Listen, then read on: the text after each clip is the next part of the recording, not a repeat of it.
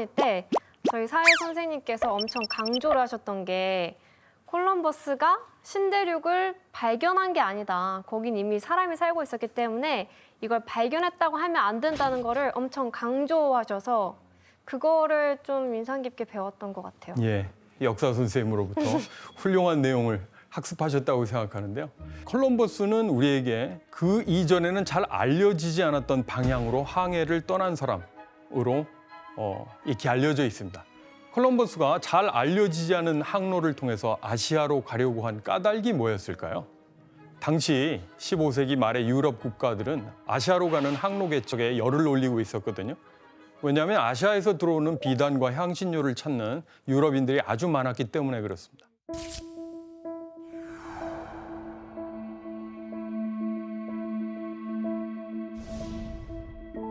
그런데 그 상품을 들어오는 실크로드가 막혀버린 일이 발생합니다. 1453년에 오스만 투르크가 콘스탄티노폴리스, 지금의 이스탄불을 점령하면서 그 육상길이 막힌 셈인데요. 그러자 새로운 루트를 개척하기 위해서 이탈리아 북부에 있는 상인들이 스페인과 포르투갈이 있는 곳으로 많이 이동했다고 합니다. 콜럼버스도 그 중에 하나였죠. 그리고 콜럼버스가 서쪽으로 항해를 하겠다라는 생각을 갖고 자신만의 확신을 갖는데 크게 중요한 역할을 한 게 하나 있습니다. 바로 책인데요. 무슨 책이지? 바로 존 맨더빌이라고 하는 영국인의 여행기인데요. 책의 한 구절을 규현 씨가 좀 읽어주실래요? 개 대가리를 가진 사람, 머리는 없고 배에 눈이 달린 사람. 엄청나게 큰 발 하나만 가지고 있어서 이것을 양산처럼 사용하여 햇빛을 가리는 사람들이 살고 있다. 개의 머리를 가진 사람처럼 그 유럽인들은 아시아에 사람의 형상을 한 괴물이 살고 있었다고 생각한 셈이겠죠. 또 다음 그림을 한번 보실까요? 아, 저게 그 큰 발을 양산처럼 쓴다는 그거예요? 예, 그렇게 보이는데요. 발이 더더군다나 하나죠. 이제 외발인 존재입니다. 근데 이 존 맨더빌의 경우는 유럽 땅을 한 번도 떠나본 적이 없었다고 해요. 그러니까 한마디로 경험이 아니라 상상과 편견 그리고 과장을 섞어서 가짜 여행기를 쓴 셈이죠. 또 유럽인들의 환상을 또 자극하는 데 영향을 끼쳤던 또 다른 책이 있습니다. 저거 스페인어 아닌 것 같은데. 이 책은 당시에 유럽의 베스트셀러였던 마르코 폴로의 동방견문록입니다. 마르코 폴로는 13세기 후반에 원나라를 직접 여행한 후에 구술을 한 것이거든요. 보시다시피 콜럼버스는 책을 읽을 때에 이 여백에 주석을 달고 표시할 정도로 굉장히 열심히 독서했다고 알려져 있습니다. 필기를 했구나. 또 글씨만 있는 게 아니고 혹시 저 왼쪽에 보시면은 그림도 있나요? 예, 어떤 그림이 있죠? 저게 뭘까요? 손가락 같은. 예, 거. 손가락입니다. 네. 이거 중요해. 그렇지. 중요 표시라고 보시는 게 나을 것 같고요. 아, 맞네. 이 부분이 굉장히 중요하다. 이것은 인도의 마하바르라는 지역에 관한 내용이었어요. 이 책에서 마하바르는 인도에서 가장 좋은 곳이다라고 이제 묘사되어 있었습니다. 또 일본은 지붕이 온통 순금으로 덮여 있고 중국은 강력한 쿠빌라이 칸이 다스리는 선진국이다 이렇게 이제 묘사되어 있었어요. 그러니까 이런 걸 보면 당시 유럽인들의 환상을 키우는데 이 책이 굉장한 역할을 했을 것 같은데요. 콜럼버스 역시 그런 희망을 가진 사람이었고요. 하지만 아시아까지 항해할 때에 비용이 엄청나게 들겠죠. 그렇죠.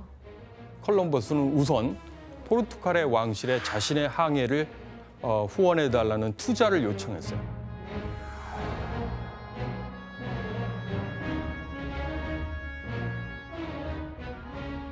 하지만 결과는 거절이었습니다. 거절의 이유가 뭐였을까요? 말 같지도 않은 얘기라고 생각을 했겠죠.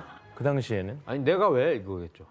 굉장히 촌철살인인데요. 제가 볼 때는 콜럼버스가 항해 거리를 계산했는데 그 계산 자체를 믿지 않았습니다. 콜럼버스는 지구의 크기를 실제보다 3분의 1 정도 작게 추산했거든요. 아, 예산 줬으면 못 돌아올 뻔했네요. 예. 스페인의 영토였던 카나리아 섬에서 일본까지 약 4,440여 킬로미터 정도로 계산했는데요. 실제는 그거보다 4배가 넘는 19,630킬로미터였다고 하죠. 포르투갈에서 투자를 거절당하자 콜럼버스는 스페인으로 가게 됩니다. 그리고 어렵사리 선을 대서 1486년 6월에 스페인의 두 가톨릭 군주를 만나게 되죠. 같이 보실까요? 라라 씨 누군지 아시겠죠? Los Reyes Católicos. 아, 무서워요. 레이에스 가톨리코스. 예. 가톨릭 군주 두 사람이죠. 맞아요. 한 사람이 왕비가 아니고 동등한 왕입니다. 이 페르난도의 경우는 아라곤 또는 오늘날 이제 카탈루냐라고 더 폭넓게 알려져 있죠. 여기에 상속자. 그리고 이사벨의 경우는 카스티아, 오늘날 마드리드를 포함한 지역의 상속자라고 보시면 됩니다. 그들을 1486년 6월에 처음 만나게 된데요. 왕 앞에 서서 열정적으로 자기 계획을 설명했어요. 하지만 자문위원회가 굉장히 깐깐했는데요. 그들이 반대를 했고 또 재정적인 어려움이 있었기 때문에 스페인 왕실은 선뜻 투자 결정을 하진 못했죠. 또한 콜럼버스가 내세운 조건 역시 굉장히 지나쳐 보였어요. 콜럼버스는 아시아 항로 개척의 대가로 선박과 필요한 물품을 지원해달라고 일단 얘기했고요.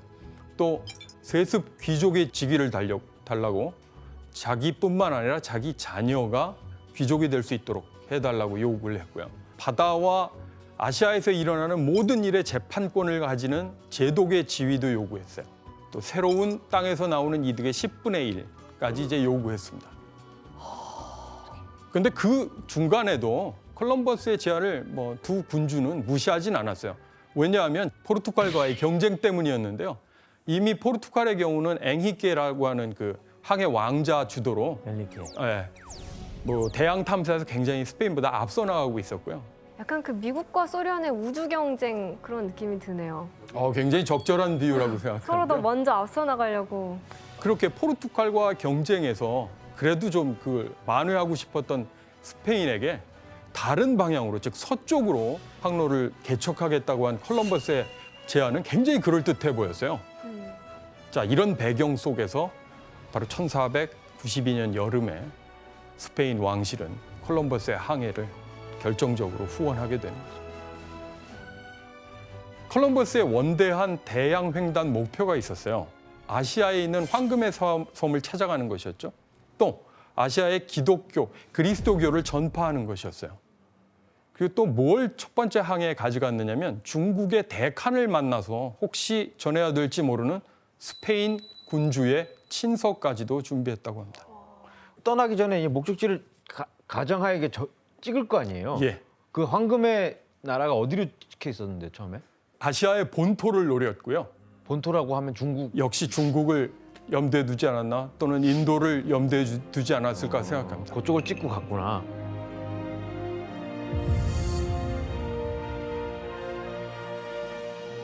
(1492년 8월에) 산타 마리아, 핀타, 니냐라고 하는 세 척의 배가 출발하는데요.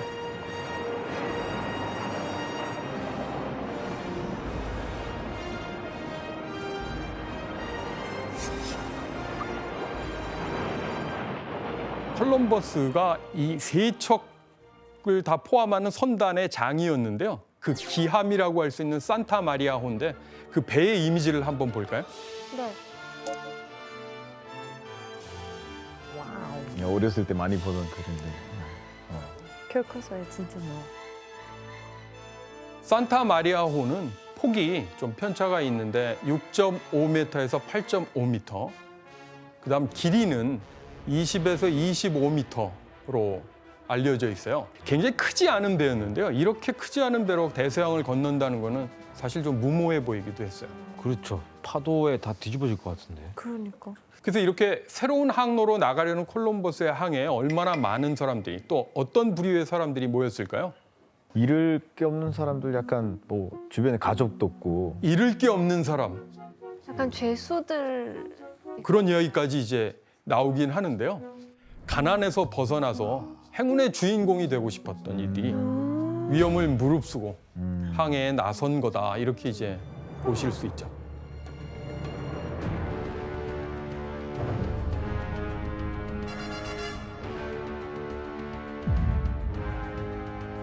근데 이 세 척의 배 모두 그 내부 상황이 정말 끔찍했다고 알려져 있습니다.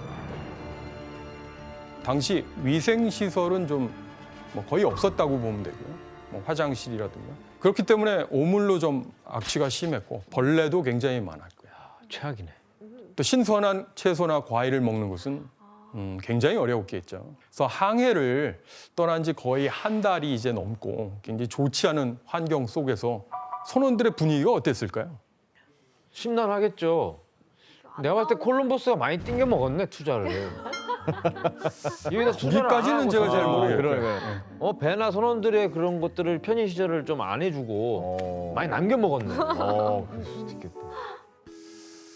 새로운 학설인데 한번 기회가 나는 대로 좀 진지하게 살펴보도록 하겠습니다. 그러니까 어느 정도 시간이 흐르니까 이 선원들은 반발하고 거의 폭동 직전까지 갔다고 해요. 콜럼버스가 이제 선장이니까 그 고난을 박탈하고 이제 스페인으로 되돌아갈 때가 됐다. 이제 더 이상 육지라고 하는 것이 쉽게 발견되지 않을 것 같다.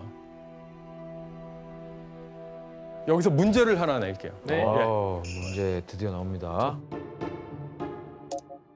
콜럼버스는 힘들어하는 선원들을 달래기 위해서 이 정보를 거짓말로 얘기했는데요. 도대체 어떤 정보였을까요? 온통 거짓말이구나. 온통. 정답. 예, 혜성 씨.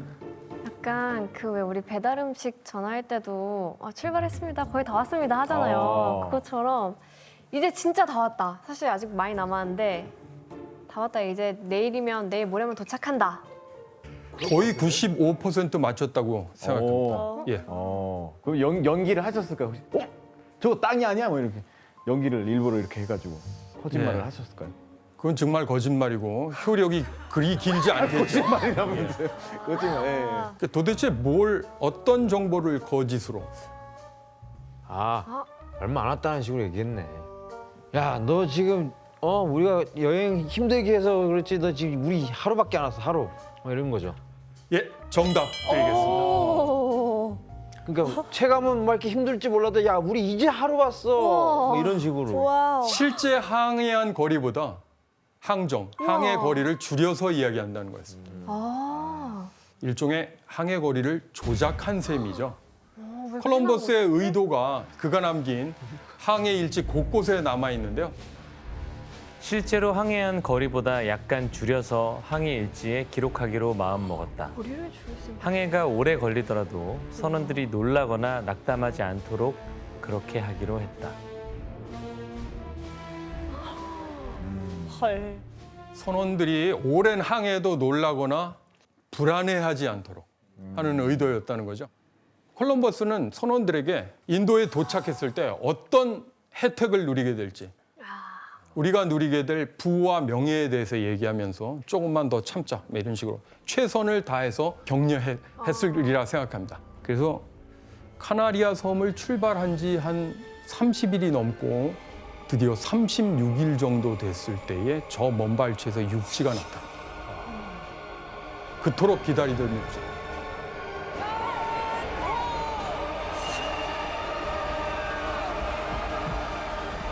선단이 육지에 발을 디는 순간 콜럼버스가 대단히 감격에 겨웠겠죠.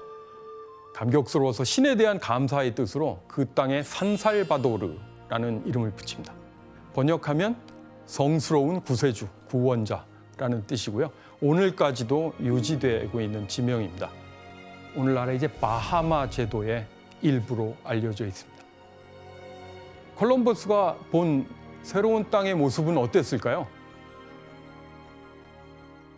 이 지역의 섬들은 어디를 먼저 가야 좋을지 모를 정도로 땅을 비롯한 모든 것들이 매우 푸르고 아름답다. 스페인과는 비교할 수 없을 정도로 푸르고 아름다운 이 경관을 오래도록 구경했지만 한 번도 실증나지 않았다. 콜럼버스는 자신이 도착한 이 아름다운 곳, 자기 표현에 따르면 아름다운 곳을 어디라고 생각했을까요? 인도? 아시아나 뭐 아시아의 일부 또는 인도라고 생각했죠. 콜럼버스는 왜 이곳이 아시아 대륙이라고 철석같이 믿은 걸까요? 무엇이 그의 착각을 지속하도록 만들었을까요? 그 답을 찾기 위해서는 콜럼버스의 항해의 방향을 제시해준 지도 한 장을 보아야 할 것입니다. 네. 자기가 그린 거죠. 아닙니다. 이 지도는 15세기 말 이탈리아 피렌체 지역의 천문학자였던 파올로 토스카넬리. 그 사람한테서 예, 얻은 거예요. 지도입니다. 콜럼버스가. 예.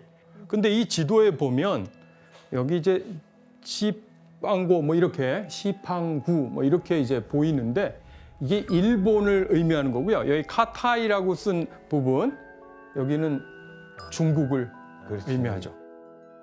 이게 자, 중국과 일본은 있는데 혹시 여러분이 알고 있는 뭐 오늘날의 지도하고 비교하면 어떤 차이가 있나요?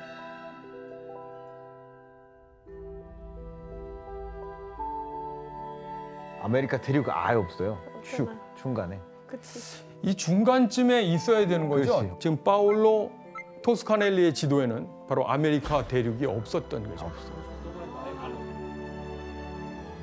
당시 유럽인들은 아메리카 대륙이 있을 거라고는 상상조차 못한 것이라고 그러네. 볼 수 존재 자체를 몰랐던 거예요. 그렇죠. 이 지도를 보고 서쪽으로 향해 항해를 계속하면 중국도 또 일본도 만날 수 있다. 아시아가 나올 거라고 이제 생각을 했죠. 그래서 결국 인도에 도착했다라고 아주 철석같이 이제 믿게 되는데요. 그래서 이제 서인도 제도라고 부른 건가요? 예, 맞습니다. 유럽에서 보면 지도에서 보면 그 우리가 알고 있는 인도는 동편에 있죠. 그래서 흔히 동인도라는 식의 표현을 쓰게 되고요.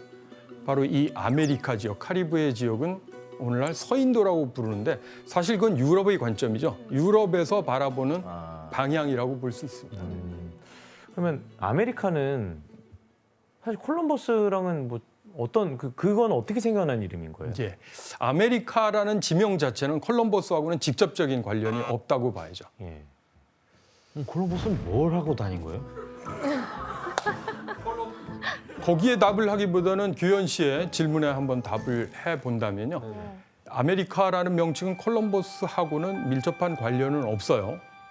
아메리고 베스부치라는 이탈리아 사람 이름에서 나왔는데요. 이 이탈리아인도 스페인 왕실의 후원을 받아서 이쪽 항해를 한 사람이에요. 자, 그러면서 이곳이 우리가 알고 있는 아시아가 아닐 수도 있다라는 생각을 아메리고 베스부치는 자기 항해 일지에 분명히 적어놓습니다. 아, 진짜. 바로 그런 생각, 그런 기록 때문에 아메리카라는 지명이 유래된 거고요. 반면에 콜럼버스는 죽을 때까지 그 땅을 인도로 믿었던 거죠. 진짜로? 와, 고집이 굉장히 장난이 신념에 아니네. 찬 사람일 수 있는 거예요. 끝까지. 그래서 이 땅을 인디아라고 불렀어요. 그리고 이곳 사람들을 인디언이라고 이제 불렀죠. 오늘날 그래서 우리가 또 그렇게 이제 표현하기도 하는데요. 원주민들과 콜럼버스가 만난 순간을 담은 그림이 있는데 어떤 그림인지 한번 보실래요? 네. 어떤 상황인지 한번 원주민들이 막 상상해 자기가 볼까요? 가져온 물건들을 막 이렇게 그렇죠. 약간 환영하고 이 있는 것 금 같은 같아요. 건가? 예, 그러지. 뭔가를 교환하려 하는 그렇죠. 듯하죠. 예. 예. 선물을 건네는 듯하기도 하고 뭐 일단 환영의 분위기라고 생각할 수 있을 것 같아요. 그리고 십자가를 저 뒤에 또 십자는 의미가. 네, 걸고 그리스도교 전파하려고. 예. 자, 여기서 문제를 하나 내겠습니다. 원주민들은 칼을 든 콜럼버스를 보고 어떤 행동을 했을까요? 정답. 규현 씨? 이를 막 쑤시는. 칼을 이렇게 댄 거예요. 네. 위협하려고. 근데 이게 뭔지 모르니까 그냥 신기해가지고. 네. 이게 뭐야? 그러면서 만져보고 막 냄새 맡고 막 뭐 그랬을 것 같아요. 정답입니다. 와. 사실 아, 칼로 원주민들은 아마 그렇게 생각했을 거라고 봅니다. 아, 칼로 우리를 위협하고 있구나는 아니고요.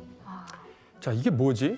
살살 살펴봤겠죠. 쓰다듬어 본다든가. 그래서 칼날을 맨손으로 잡았대요. 그래서 이제 손을 베기까지 했다는데 진짜 순수했다. 진짜 그냥. 잘 몰랐다는 거죠. 또 욕심이 없는 사람들, 그게 자기를 위협한다고 생각하고 역시 같이 뭐 위협적인 포즈를 취한다든가 이거하고는 좀 거리가 멀었던 것 같고요. 반짝거리니까요. 예. 네.